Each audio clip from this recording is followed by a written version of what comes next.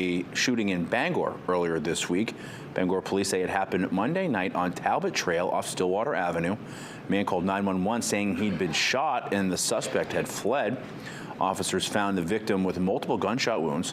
Police say the man from Princeton had been camping in the woods in the area. He said while walking on the trail, he had a conversation with a man who then pulled out a gun and shot him. He's expected to recover. Investigators searched a home on Stillwater Avenue on Wednesday. Police arresting 38-year-old Justin Grover, charging him with possession of a firearm as a prohibited person. They also arrested 35-year-old Christina Hart, charging her with obstructing government administration, disorderly conduct, and refusing to submit to arrest. Police say more charges are expected, and the case remains under investigation.